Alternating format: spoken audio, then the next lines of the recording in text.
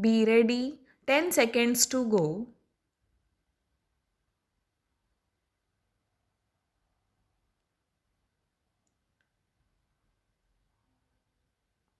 Start. The challenge by the appellant is threefold. Firstly, it is contended that prior to the respondent bank acquiring the said property in an auction sale, the same had been re-entered by the Land and Development Office of the Government of India, being the lessor of the land underneath the property, and thus no title was acquired by the respondent bank, and the said property was not public premises within the meaning of section 2 bracket E of the PP Act, for the estate officer of the respondent bank to pass and an order with respect thereto. Secondly, it is contended that no bona fide requirement on which ground the appellant was sought to be evicted had been established, and rather it stood admitted that the eviction of the appellant was with profit motive. Lastly, it is contended that no proper opportunity to lead evidence was given to the appellant by the estate officer of the respondent bank. As far as the first of the challenge aforesaid is concerned, the admitted position is that when the respondent bank, after bidding for the said property in an auction, had applied to the court for confirmation of the sale in its favor, the L&DO had objected on the ground that the property having already been re-entered, no title could be conveyed to the respondent bank.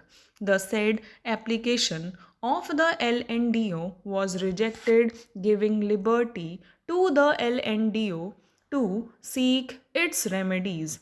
Not only so, the Supreme Court in Shanti Sharma versus Ved Prabha 193 has held that re-entry effected by the LNDO of lease with respect to the land underneath the property does not prevent the lessee of the said land from seeking eviction of his her its tenant in the property constructed on the said land as owner thereof. It was held that unless the LNDO, pursuant to the said re-entry, repossess the property, the lessee of the land is fully entitled to deal with the tenants inducted in the property constructed over the said land as owner, landlord, and the tenants of the lessee cannot challenge the title of their landlord.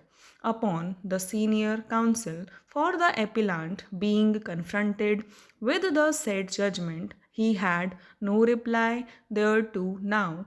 Therefore, it has to go by the earlier decision of the court, which has decided that matter justifiably as such. He contends that the Supreme Court in the said case, in a case of re-entry by the LNDO, had directed the possession of the premises to be delivered by the tenant to the LNDO and not to its landlord. We have on demur asked the senior counsel for the appellant whether the appellant is willing to hand over possession to the LNDO.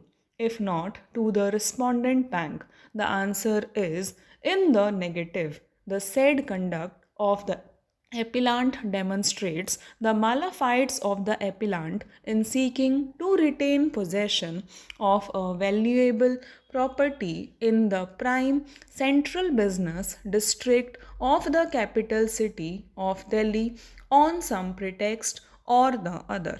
The judgment in Bharat Sales Limited Supra turns on its own facts. That was a case under Section 14 of the Delhi Rent Control Act 1958, and in which proceedings the LNDO was also a party. Such is not the case here.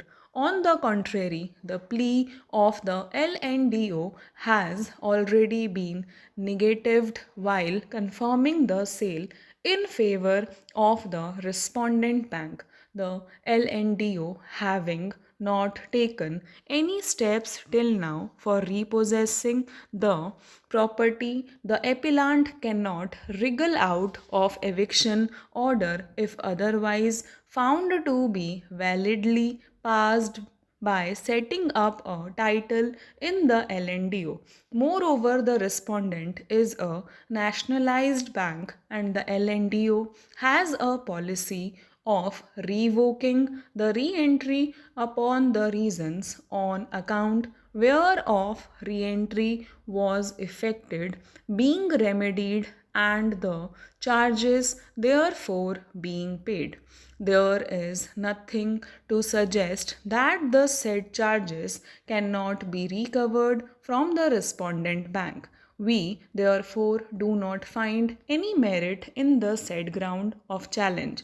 As far as the second ground aforesaid of challenge is concerned, the finding of the premises being required by the respondent bank is a finding of fact not interferable in writ jurisdiction, much less in an appeal arising therefrom. The appellant admittedly is an old tenant in the premises at a meager rent.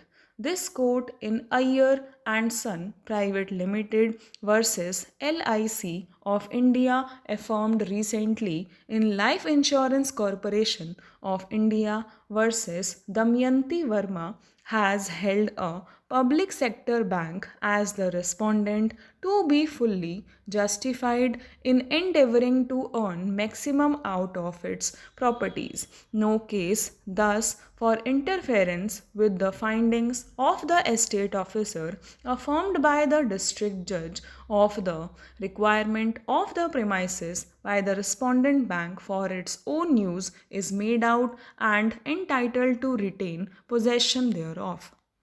Stop.